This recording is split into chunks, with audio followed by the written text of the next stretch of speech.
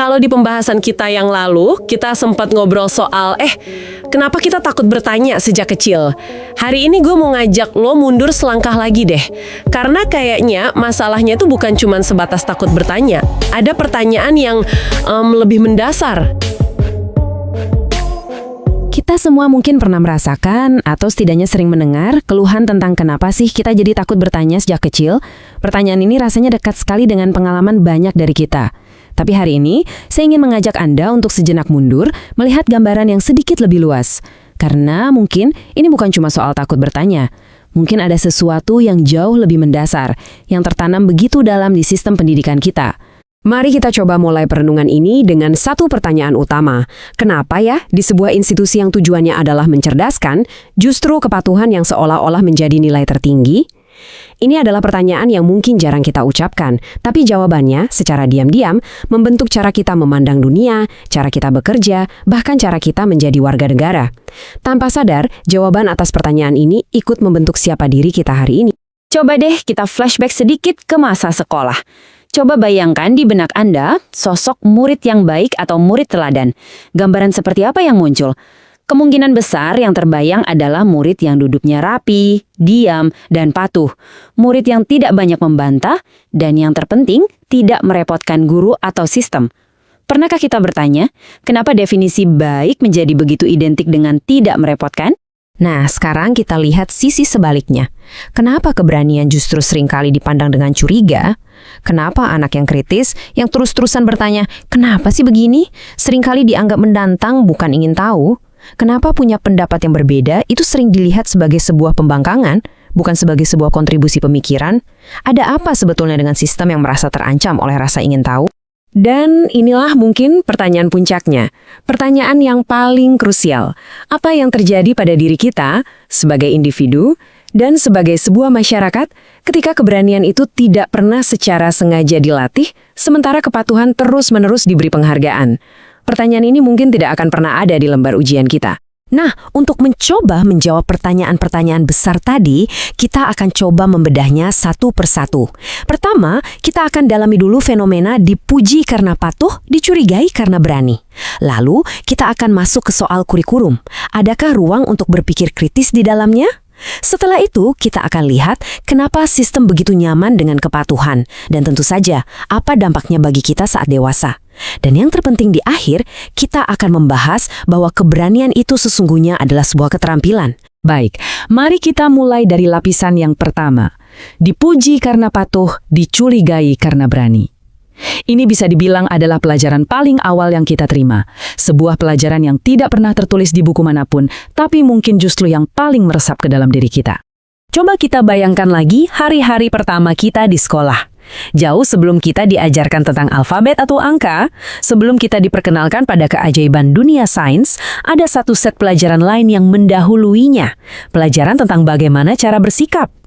Kita diajarkan untuk duduk yang rapi, dengarkan guru, catat apa yang dikatakan, dan jangan menyalah. Aturan-aturan ini datang lebih dulu. Bahkan, sebelum kita benar-benar paham apa itu ilmu pengetahuan, kita sudah dibuat sangat paham apa itu aturan. Dan dari sanalah, kita mulai belajar tentang label. Anak yang patuh, yang mengikuti semua aturan tanpa banyak tanya, akan mendapatkan stempel positif.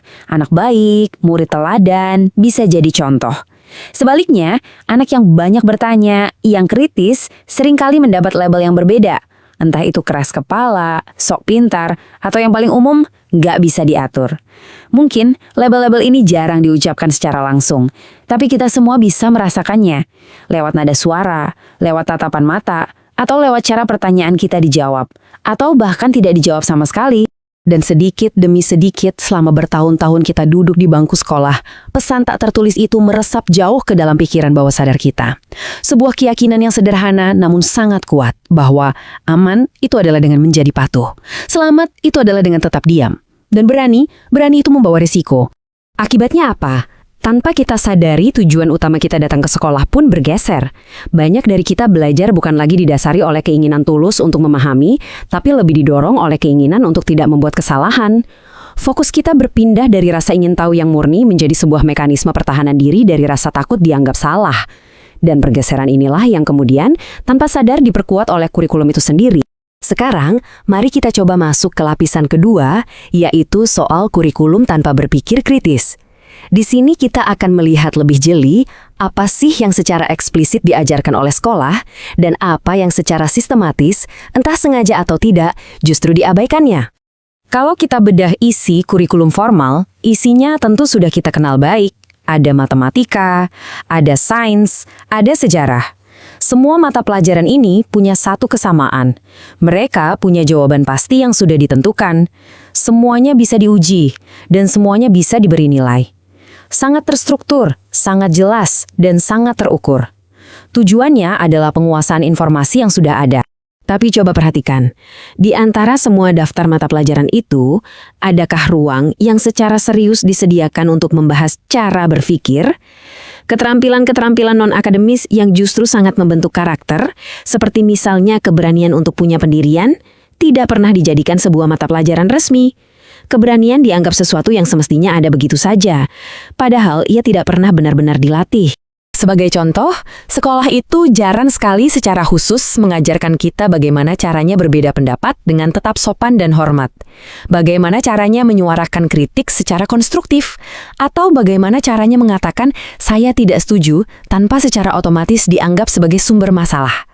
Keterampilan-keterampilan ini yang sebetulnya sangat krusial di dunia nyata seolah absen begitu saja dari ruang kelas. Dan alat ukur utamanya, yaitu ujian, tidak pernah dirancang untuk mengukur keberanian kita dalam berpikir. Malah sebaliknya, yang diuji oleh ujian adalah kemampuan kita untuk mereplikasi, meniru kembali jawaban yang sudah dianggap benar. Kemampuan kita untuk mengingat dan mengulang, bukan untuk mempertanyakan, bukan untuk menganalisis, apalagi untuk menciptakan sesuatu yang baru. Dan disitulah fungsi sekolah secara perlahan-lahan bergeser. Dari yang seharusnya menjadi ruang belajar yang membebaskan pikiran, menjadi sebuah ruang penyeragaman. Perlu kita garis bawahi, ini bukan berarti semua guru itu jahat atau sistemnya punya niat buruk. Sama sekali bukan. Ini lebih seperti konsekuensi logis dari sebuah sistem yang sangat besar, yang tentu saja akan jauh lebih mudah dijalankan kalau semua komponen di dalamnya seragam dan bergerak ke arah yang sama, tanpa terlalu banyak bertanya. Nah, ini membawa kita ke lapisan berikutnya. Kepatuhan membuat sistem nyaman.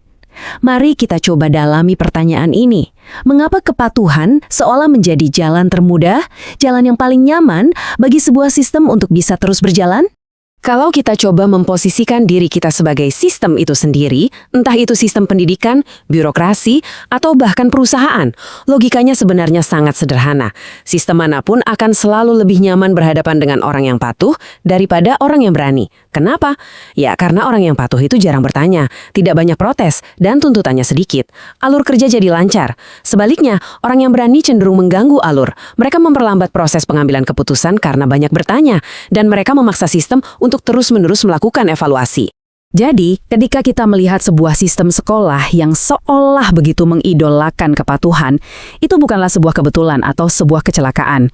Sadar atau tidak sadar, sistem itu memang sedang melatih dan membentuk tipe manusia tertentu. Ini bukanlah sebuah bug dalam sistem, bisa jadi ini memang fiturnya. Sistem tersebut tidak sedang melatih untuk menciptakan warga negara yang berdaulat, yang mampu berpikir untuk dirinya sendiri.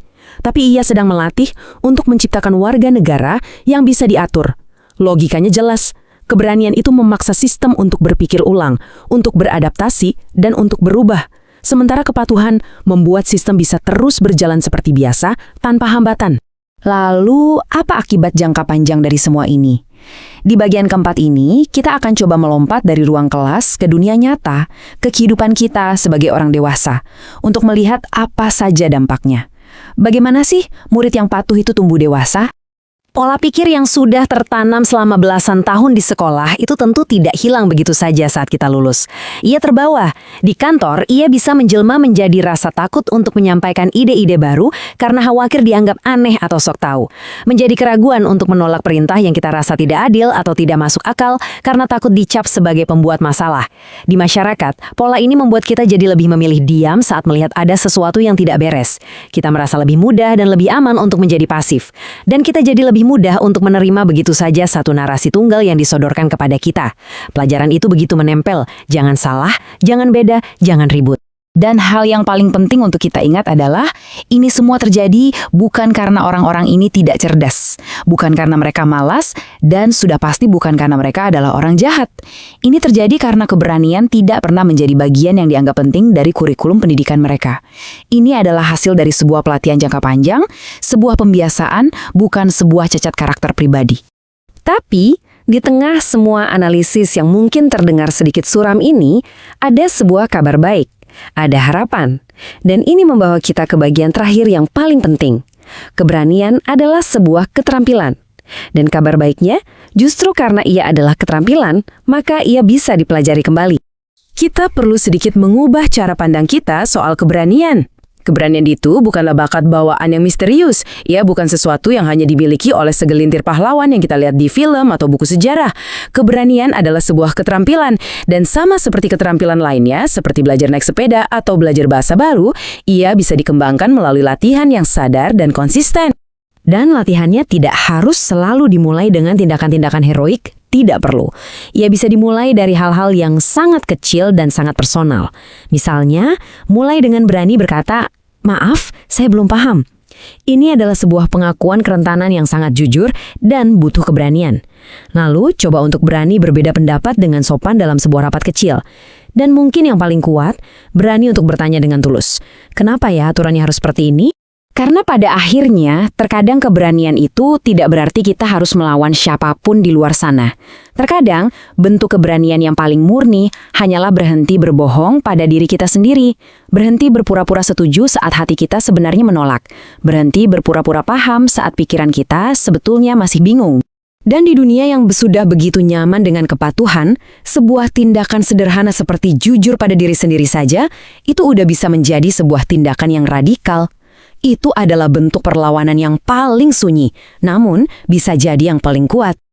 Jadi, setelah semua pembahasan kita ini, setelah kita mencoba membedahnya lapis demi lapis, mungkin pertanyaan yang perlu kita ajukan pada diri kita hari ini bukanlah lagi sekedar mengapa sekolah mengajarkan kepatuhan, tapi sebuah pertanyaan yang lebih dalam dan mungkin lebih menantang. Siapa sebetulnya yang diuntungkan dari keberanian yang tidak pernah sengaja dibiarkan tumbuh? Siapa yang mendapat manfaat dari sebuah masyarakat yang cenderung memilih diam dan patuh? Dan struktur apa yang sebetulnya sedang dipertahankan oleh kepatuhan kita bersama? Jika sejak kecil kita memang secara sistematis dilatih untuk patuh, maka memilih untuk menjadi berani hari ini adalah sebuah pilihan yang sadar, sebuah keputusan yang disengaja.